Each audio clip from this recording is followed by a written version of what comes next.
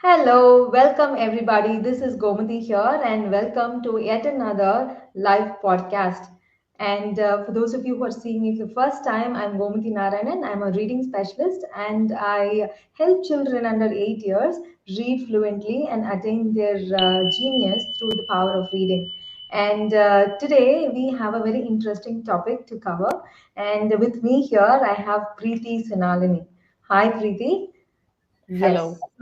Hello. So Preeti is a parent, coach, trainer, and therapist. With over a decade of experience, she has worked with over 2,200 plus families, overcoming their fears, resolving relationship issues, and helping parents and caregivers deal with children, especially young children, in terms of their tantrums and their mood swings and things like that. Right. So Preeti holds a master's degree in psychotherapy and counseling with over 30 plus certifications, including peaceful parenting instructor, hypnotherapy, transpersonal regression therapy, and NLP, to name a few. Right, and she has a mission of helping over a million families create a harmonious and safe space where children can thrive. And I am looking forward to this conversation today because the audience that we have, parents especially, are going to benefit from the discussion that we're going to have today. So over to you, Preeti. I want to start off with asking the simple question as to, please let us know about your quick experience on working with over 2,200 families. Can you just let us know what you do in your own words? Okay, thank you. So, first off, thank you so much, Gomati, for having me here. It's a privilege and an honor, yeah, to be here with you. So, I'm a parent coach trainer and a therapist for more than 10 plus years, 12 years approximately now. So, I have been a therapist for more than a decade, and I'm specializing in parent coaching in the last 5, 6 years or so. So how it came about is, in all of these years of being a therapist, no matter what the presenting issue of my client is, almost all issues will, the root cause will kind of trace back to something that happened in their childhood, right? Yeah. So somewhere it became very clear that when the foundation is right, a whole lot of things in the later part of our lives are quite okay, Mm-hmm. right? So that is where this pursuit of working with children came about. And from my own experience as well, I've grown up in a family where both my parents were working, and that was the first generation where both adults in the family are working. And I know the difficulties that come with that, with that now, as a child, and now that I'm a working parent, I can see that struggle that I have as well. And that is the gap that I want to bridge right now. Mm-hmm. So I help parents and caregivers raise happy, confident children by nurturing a family environment Hmm. where children can thrive. Okay. Okay. And this I do by helping them to build a deeper connection with children, right? So at Mm-hmm. the end of the day, we all, as humans, we are social beings, and pretty much our identity, the way we perceive the world, the way we express ourselves in the world, all of that boils down to our relationship with our roots, our parents, our family, the environment we grew up in, right? And that is the connection that I want to nurture, that I want to help people nurture. Perfect. Awesome. So nicely put. And so then that boils down to how do we create a safe place for children and how do we have these conversations with children, right? Yeah. Sometimes, and we are looking at children right from birth. Children, they need emotional support with parents. And in the cases where, both parents are working or parents busy, they don't get so much of an attention from the children, don't get so much of attention from the elders. That's where the topic of today of throwing tantrums really come into play, right? So how do we identify whether a tantrum is when a child is throwing a fit or crying or whatever it is that the child is wanting. Sometimes the child is not able to express it through words. How do you differentiate to see whether it's a genuine call for help, or is it a tantrum to seek attention? Okay, so I will answer this question. Before that, I want to back it up a little because that will also lead to this answer. Mm-hmm. To say that tantrums are not necessarily only with families where both adults are unavailable, Of right? course. Of course. Tantrums are there in every family. Mm. Children having what we call as tantrums, it's normal. It happens with every child in every family, every class, every religion, every region across the world, globally. So there is no escape from that. But the moment we give it the word tantrum, there is this association that it is an unnecessary outburst. That is the association we have with the word tantrum, right? So when we are Mm-hmm. talking about an outburst, what is an outburst? Outburst happens when there is too much inside. Another word for outburst is pressure. Pressure Mm-hmm. getting released, Pressure right? release. Something like Mm-hmm. a pressure cooker whistle is Mm-hmm. coming out. It's something like that. It's akin to that, right? So Sure. when there is an outburst, now who decides and how do we decide whether it is necessary or unnecessary? Mm. True. So for me, the word tantrum itself is demeaning. Yeah, The it word is taking away yeah, putting the children to say that, you are unnecessarily throwing a fit or unnecessarily creating a scene here. You tag it to that, right? Exactly. Instead of Exactly. So validating their. imagine in adult relationships, um, me and my husband are having a fight, and I'm saying something. You never listen to me. You always do this to me. I'm the one who has to take all of this load. Why can't you ever do whatever I'm going on? And he turns around and says, "Stop throwing a fit. I've had enough of your tantrums." Even for a third person watching that, what would be running in your mind, That you do not respect the other person and their feeling. right? Yeah. So the thought is about him. He's like, what kind of a guy is that? Why can't you Yeah. just pay attention to what she's trying to say? Why can't you just listen to what she needs? Absolutely. Right?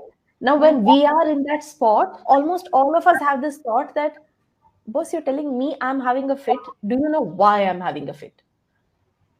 If it were not for XYZ, I wouldn't be doing that.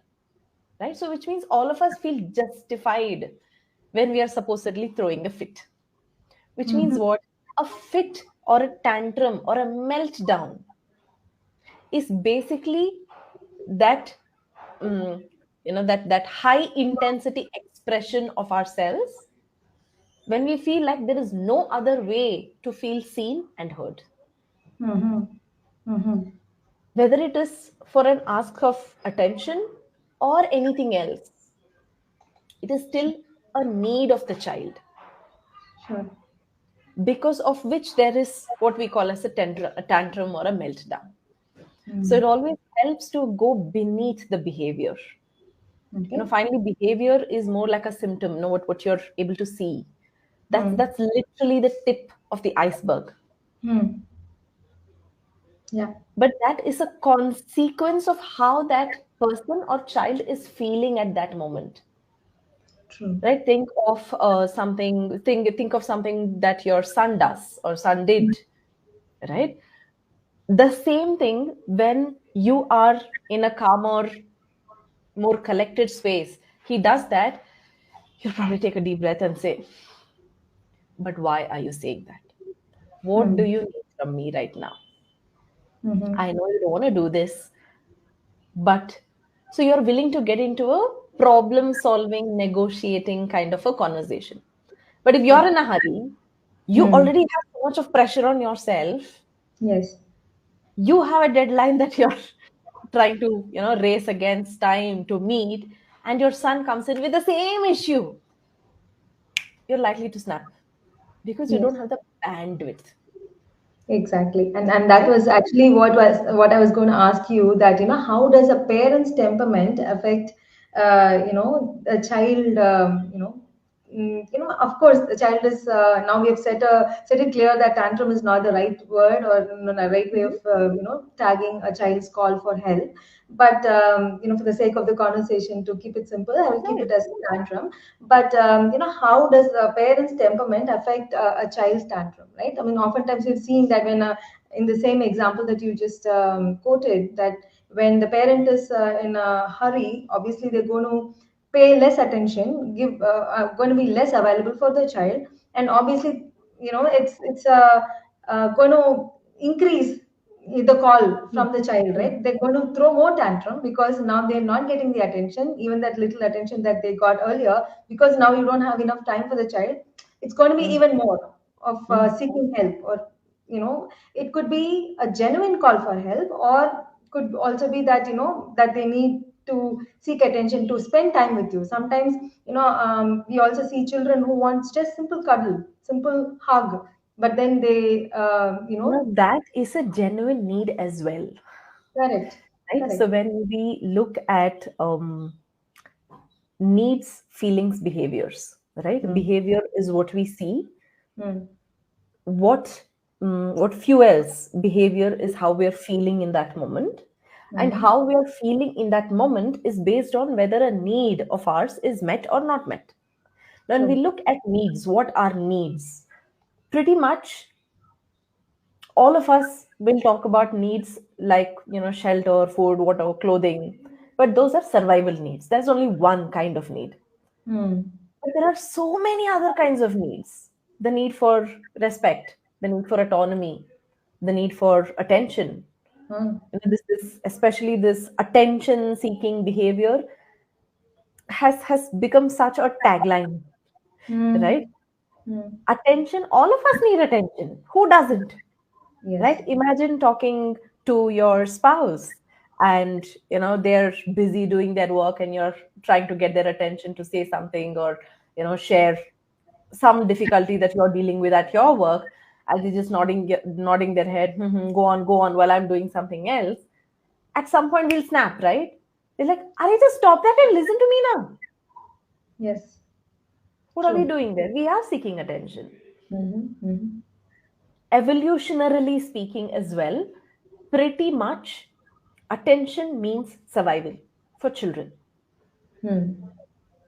If the parents or the adult's attention is not on the child, it means the child is a lot more vulnerable to Hmm. attacks, Hmm. right? So from the survival perspective as well, attention is an extremely basic need. And Hmm. when that is not enough, like I haven't had my quota or my share of attention for the day, it Hmm. feels like I don't exist. Hmm. And when I don't exist, I'm going to do whatever it takes to let you know, boss, I'm here, see me, right? So that is going to happen. Now, needs, feelings, behaviors, right? Now, feelings are non negotiable, needs are non negotiable. But how we express those feelings is what comes out as behavior. Now, how do we learn how to express those feelings? Where do we learn that from? We see the Somewhere. adults, yeah, we see the adults around us. So children, more than being taught, they look at us, they observe us. So they, Absolutely. yeah, they try Right? to So imitate it the is adults like around them. the first thing is the parents are the first adults they notice in their environment, True. especially in the from the conception to 8 10 years of age, 8 years of age for sure, right? Mm. First 7 to 8 years of age, the family is the child's universe. Mm. How parents behave with me is how I understand my place in the world. How parents behave with the world is how I understand how to behave with the world. So, children's, your question on temperaments, how does a parent's temperament affect the child's behavior? Two aspects is how to express our emotions comes from watching parents express themselves. Mhm. There are so many times I have walked into a classroom. I used to, do life skill sessions in schools for children, right? And there are times that I have walked into government schools where there'd be a teacher who's like hitting the child or yelling at the child. Why are they doing that? Because the child was fighting with somebody else, because the child was being aggressive.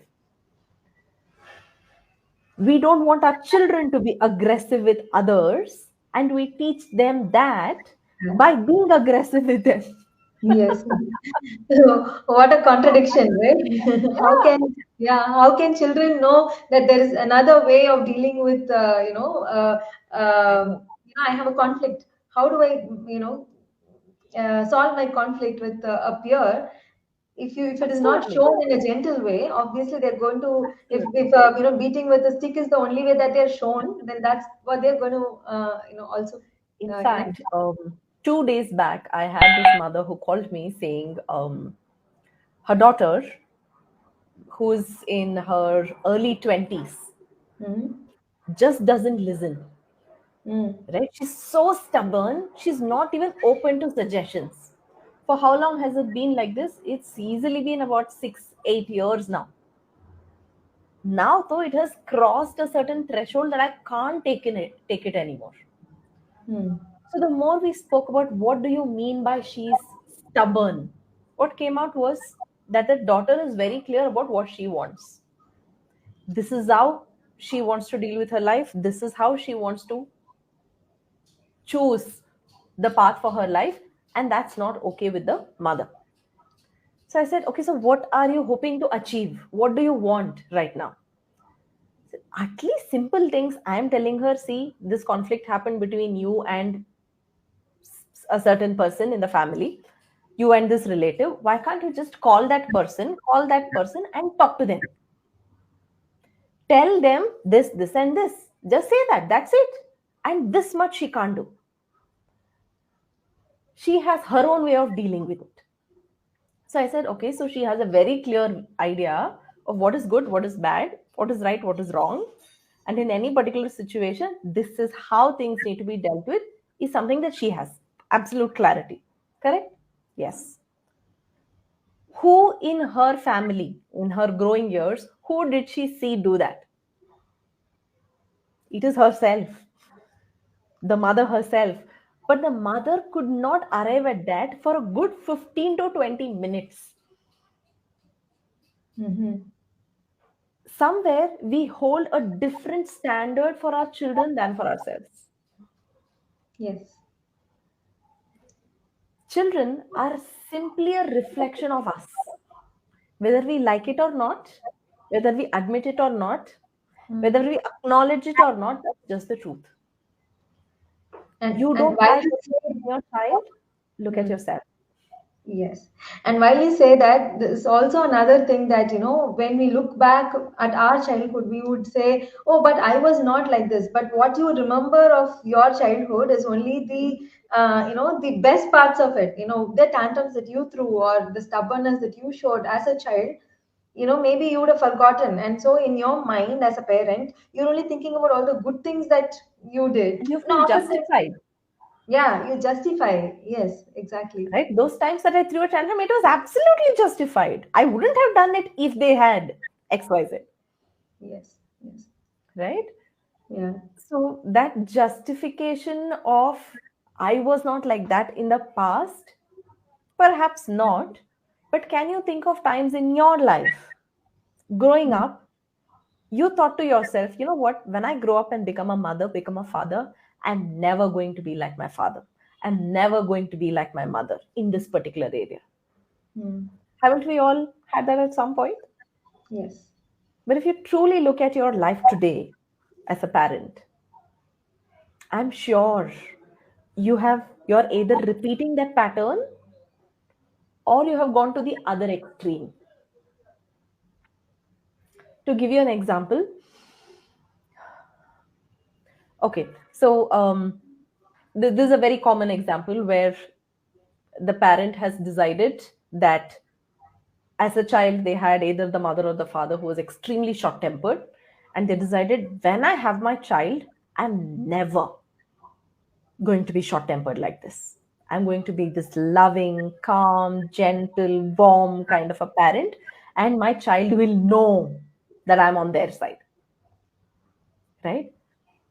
Fast forward to today, they are sitting in my room because they're so short tempered and they don't know how to deal with it. Why does that happen? Because short temper is again an expression of suppressed anger. The feeling is the same. All humans are the same when it comes to the emotions and feelings we feel, Mm-hmm. right? This Yeah. is universal. Mm-hmm. How to express those emotions, I have learned it by observing people in my life. Yes. I either internalized it unconsciously or consciously, or I chose I'm never going to be like this to go to the other side, Mm. right? Now, let's say I chose, rather than I chose, that is the only thing I have seen, right? Aggression is, this aggressive display of anger is the only expression of anger I have seen growing up. Then, whether I like it or not, that is what will come out naturally, Mm-hmm. Yes. right? If I have decided, no, no, I'm going to be on the opposite side and I'm going to do with all my might to be the exact opposite of this person, whether it is my mother or my father. Then what happens? The other extreme is fine. So, what that does is pushes your discomfort, Mm. distress, and pushes it beneath the carpet, which will burst out at some point in time. Yes. That will happen. Or you're going to the other extreme where you're not drawing the boundaries that you need to be drawing as a parent. I was just going to say that you become overly friendly. And in fact, I read an article Hmm. someplace where it said parents have to play the role of a parent, not of a friend, because the child needs to know that, there are certain boundaries in this relationship between a parent and a child, and that a friend and a child relationship is a different. A friend's relationship with a parent is different from that of what he or she shares with a friend.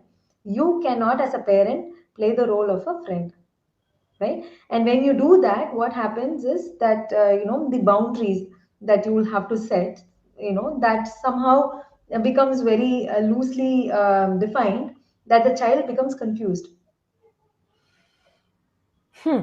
So, what I would say to that is you can be a friendly parent. Yes, that you could be a friendly parent, but you cannot play the role of a friend, Friend. because a Absolutely. parent is a Right? parent, right? Because you need to Yes. show A the child that parent. this is the right way to go, the path. Yes. Parent has to set the path Exactly. for the child, but a Yes. friend cannot, right? Yeah. We do give that kind of guidance to our friends as well. Don't we? Don't we tell our Oh, friends, it's like, I'm Arey, talking don't about do this. very No. young children, right? When you're in 4, 5, 6 years, even a friend may not know so much of how to deal with situations because of their limited experience with how to deal with certain situations, right? Absolutely. And Yeah. yet, we also need to remember that children pick up a whole lot from their friends. Yes. See, True. that way, the peer-to-peer learning is always there. Yeah. The difference between being a parent and being a friend to me is that as a parent, your primary job is to be a leader and a Mm. guide and Yes. a coach and a mentor, Mm. right? And a guide, a coach, a mentor, a leader is also somebody who shows the path, steps back and says, Boss, you do it now. Yes. Who can jump in and say, No, I'm sorry, this is not okay. Mm-hmm. These are things a friend cannot do. But there are times that we do need to become their friends. At Absolutely. times, when Absolutely. when we want to play, when we Mm. want to have a deeper connection with our children. Mm. Uh, in transaction analysis, we talk about we all have an internalized parent Mm. and the internalized child part of ourselves and Okay. the current adult, Mm. right? So Mm. when my current adult is dealing with another current adult, It's an adult to adult relationship. Hmm. With our children, when the child is being the child, unconsciously we become the parent, right? So the parent is the part that is giving instructions, guiding them, giving them rules, restrictions, should not, have to, must, all of that, Yes. right? So the child is in the receiving position Hmm. from the either the nurturing adult or the dominating adult. Nurturing adult or the dominating adult. The child, to open up to be that playful self, they need to connect with the child side of the parent. Yes. At that time, we tap into our own child self, where we are making goofy sounds, where we are playing rough housing with them, where we are running around with a cape like Superman. We do all of that. So that is me tapping into my own child Child. inside of me, at which point it is the child to child interaction. At that Yes. point, I am a friend. Hmm. So the child feels like, hey, I know, it's okay. Hmm. So it is possible to bond at a much, much, much deeper level there. When this connection exists, the rapport literally 10x's. Hmm. Okay. And then when the time comes for us to draw boundaries, hold Hmm. boundaries, we can borrow the rapport that we have already created from being a friend to the child Hmm. to then say, hey, don't do this, okay? Understood. Yeah. Boss, this is not all right. So at Yes. that time, the child has already experienced the peer to peer connection with the parent. So the Hmm. child knows unconsciously that the parent is on my side. Okay. That brings me another. Go on. If we don't do that, there are Hmm. also parents who don't get down and play with the child. And it's not Yeah. my job to play with you. Please go play with your friends. Hmm. Right? So Hmm. that Yeah. peer to peer, or rather the parent wala child Yes. and the child wala child, they don't meet much. Yeah. Hmm. Am I making sense, or am I Yeah. just Yeah. Yeah. Of course. googling you, Yes. right? So when this interaction has not happened, the child's only interaction with the parent is He's the of the parent. yes, Yes. the Hmm. parent part of the parent. Yes. So the only thing that they have received is either instructions, guidance, Hmm. Or rules, disappearing. regulations, Yeah. strictness, Hmm. boundaries. Yes. So that time there is no direct connection. So I'm And that always also getting widens the gap between them, and later on when they grow up, it becomes a simple father, mother, and a parent and a child relationship. There is no falling back as a friend to come to you for any needs, emotional needs. exactly, exactly. This reminds me of this Tamil movie that there is no Jayam Ravi and Prakash Raj. Okay. What was that? Of Array, course. there is this movie where Prakash Raj and Prakash Raj is the father of Jayam Ravi, Okay. and Yes. Yes, I understand. Yeah, the movie. Yeah, where there's so much of a strict father that he plays. yes, yes, yes, yes, yes. Do you remember that movie name? I can't Um, get it Not at the I don't moment. know the names. With Santosh But while Subramaniam. you look at that, my question also was that while in that example where you were saying the child side of the parent is interacting with the child, Mm, and then when you start to draw boundaries as by mm. wearing a parent hat now, does this not confuse the child as to whether my mom is now wearing the parent child of it or the child side child of her? Which side of it is she showing now? How do we say, okay, now and I'm done with playing the child with you. Now I'm wearing the parent hat. So how do we do that? First of all, this shift in roles in real life happens very seamlessly. There is no strong line. We are Exactly, and that is running around. also the reason why I feel that the child is also going to get confused that, Hold on, now. hold on, hold on. So you and your child are running around in the house playing catch, right? So you're being the child with the child, right? You're tumbling across, you're throwing things, you're probably Mm. jumping on the bed, you're playing pillow fight, you're rolling and laughing, and all of that is happening. And suddenly you notice that the child could trip on something. Yes, yes, What will you do? Unconsciously you say, "Hey, stop it! Don't go there," and yes, you will set things right before you continue. yes. In that moment, you're not being the child. True, You but this quickly is jumped into the parent role and came back to the child role, right? correct, correct. That is pretty much how it is. Mm. Children will know Mm. when you let them know.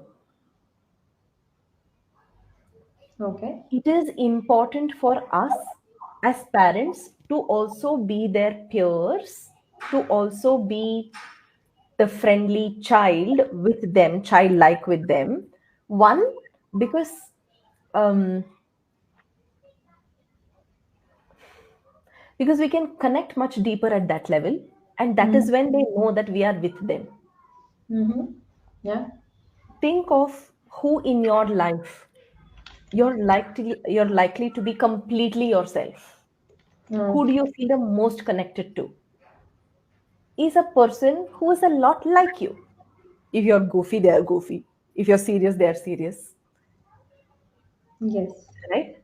Mm. They are matching your vibe in Mm. different times in your life.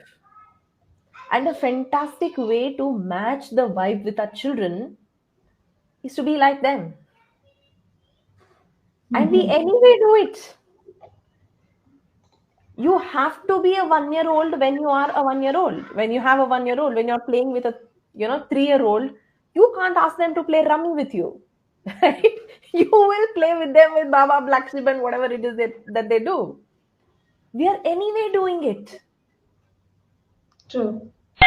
Just because I'm doing Baba Black Sheep and Wheels on the Bus doesn't mean I am not responsible for holding boundaries for you to say what is okay and what is not okay. Mm. Is it making sense? Yes. Yes. Makes sense. Yes. Right? Um. Now, again, this, I want to bring it back to that movie that Mm. very much Santosh relates to it. Subramaniam. While you were talking, I Yes, searched yes, for yes. it. Yes. So, Santosh Subramanian. So, even in that movie, Prakash Raj, the father, thinks he is absolutely friendly with his son, Mm. but the son has no connect with the father. Yes. The son could never be himself. Why? Because the father has an idea of what the child is like and he's trying to match that vibe Mm. with no cognizance of what the child truly is like or what the child truly likes. Mm. Which is to say that a lot of times in our lives, we end up parenting our children from the perspective that I think this is what you need, which can be very different from what the child truly needs. Yes. How can we know what the child truly needs is when we come down to the level Mm. of the child. Child. By Mm. come down or up, I don't mean to put down the child or anything like that. To just say that come to the level of the child in terms of their thinking, in Yeah. terms of their experience of life. Mm. If we can know them at that level, the chances of us making decisions for them Yes. is going to be much closer to their needs You did. Yeah. Yes. rather than coming from this high horse of saying, I know what you need. You listen to me. Mm. Yes. True. That is the difference that I wanted to bring in. Understood. Now, assume that parents have missed doing that, right? Like building that rapport, coming down as a child, and building that. Now, assume that the child is at 7, 8, 9, 10 years, pre-teens age. How do you course correct now? How do you go back to building that rapport with a child? Because oftentimes we hold that ego, right? I mean, I am the bigger person. Why should I go and do this? She's or he is my child, he has to listen to me. It is, my order has to be Mhm. listened, has to be followed through. How do parents, work around that? Can you share some strategies for parents to, sort of work around this? Because this is a limiting belief within ourselves. We create it for ourselves, right? Mhm. How do you come out of that? Help yourself or come out of that? Because we have established that tantrum is not, per se a bad thing. So when a child is, throwing a tantrum, per the modern, terminology of throwing tantrum, it means that a child is seeking attention. So it is Mhm. very important for the parent The to, child is expressing themselves, yes, not correct. necessarily seeking attention. They're Hmm. seeking some need. Maybe they're seeking autonomy. Maybe Hmm. they're seeking just somebody to listen to them. Maybe they're seeking understanding. Maybe they're seeking warmth. Uh-huh. Right. Maybe they're seeking choice. I Hmm. want to choose what to wear. Hmm. I want to choose. I don't want to take a bath now. I'll take a bath in the evening. That is a power of choice. So, right? Hmm. So they're seeking some kind of a need that they have. If we can go into that need, you will not even look at it as a tantrum. It only becomes okay, what is it that the child needs at that point in time? Now, coming to the second question, I'm really sorry, the light in the background is just flickering. I don't know why, but coming back. So, one is it is the alternate word for tantrum is what we call as misbehavior, is misplaced behavior.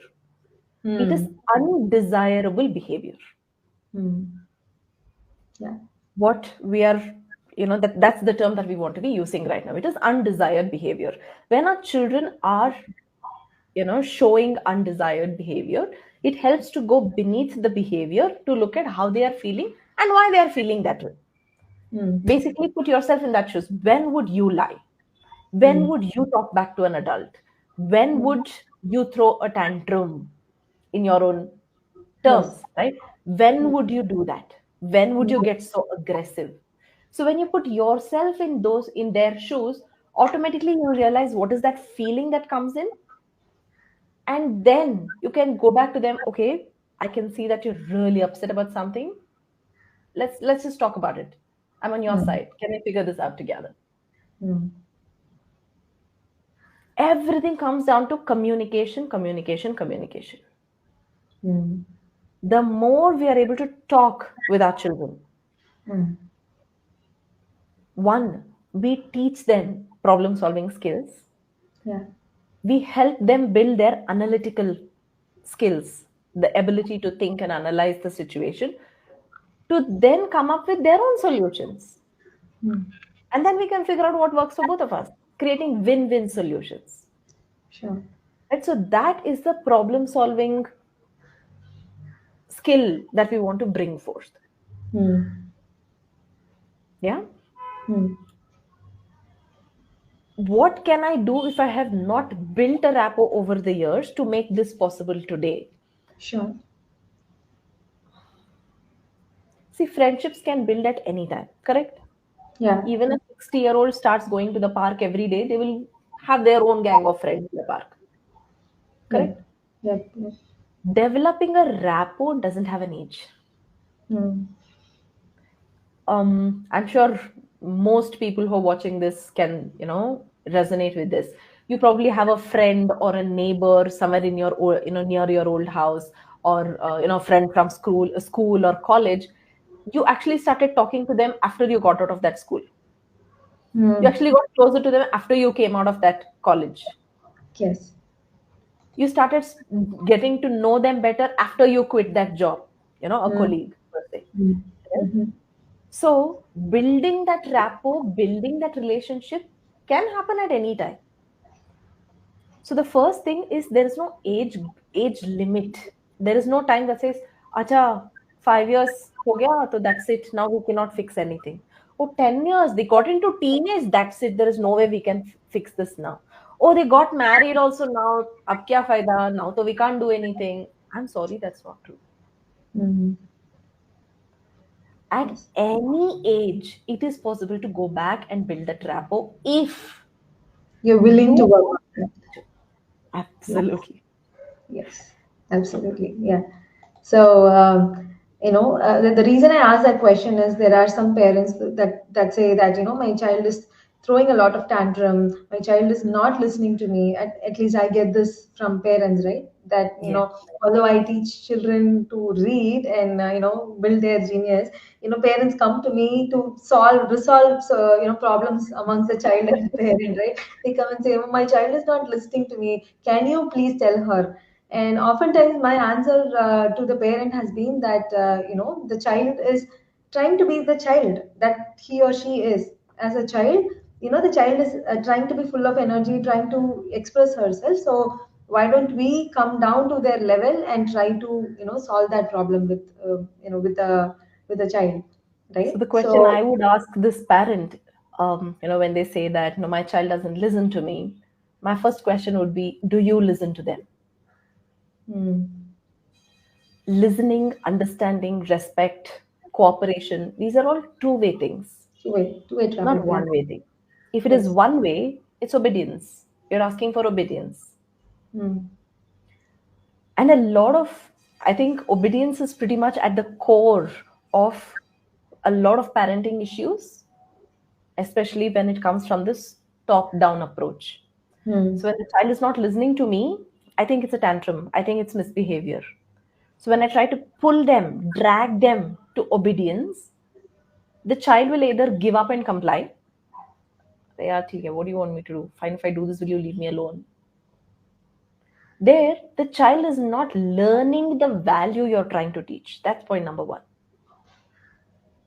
If they end up doing whatever you want them to do, they're doing it just to shut you up, just to get you off their back. Not because it is the right thing to do, not because they think they want to do it. Which And means, over the years, this is going to also lead to friction between the parent and the child because the child is not going to yeah, that be. we will come to. But before that, the whole intention of a parent to say that you need Mm, to obey what I say is because I think I know better. You better yeah, listen to me. If you yeah. listen to me and do everything I say, your life will be fantastic. But tell me, as adults, as parents, do we make mistakes? Of course, all of us make mistakes. So, do we account for that when we are thinking that everything I say the child has to do? Yeah. That's point number one. Second is we want our children to learn to be independent. Mm. And we expect them to be independent by depending on our instructions, Instructions. True. which is counterproductive, right?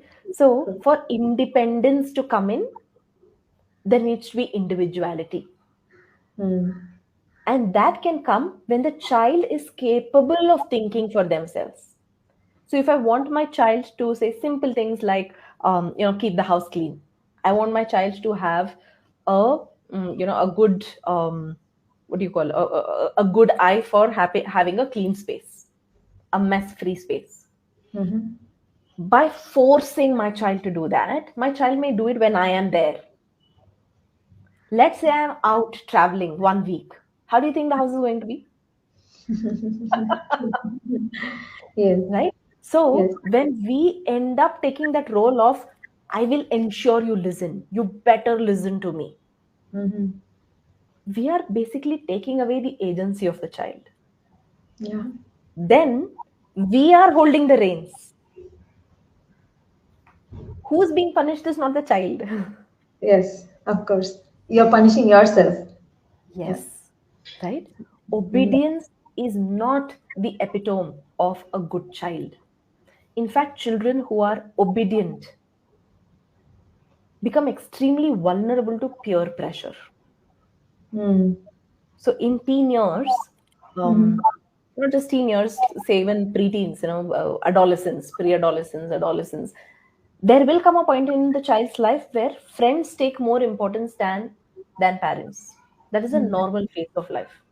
Yes. When that happens, there are a whole bunch of friends who are standing together and smoking or drinking or engaging in some activity that we think they should not be engaging in. Now, if the child has grown up again and again and again listening to, you listen to me, What the child has learned is, okay, I should not think for myself. I just need to listen to what is being told. And that's what the child is going to do. Would you be okay with that? Of course, we'll have parents say, what? No, no, no. They should stand up and say, no, that is wrong. My parents will not allow me. Do you think your 14-year-old is going to say, no, no, my mama will not allow me, my papa will not allow me? I don't think so. You want your child to be able to say, no, I don't think so, because that's wrong. How and when will that child have that confidence, that conviction in themselves to be able to stand up against pressure from six other people? Is when they are independent, when they're able to think on their own. Yeah. When they have had practice Mm. of saying no, and they know that their no has value.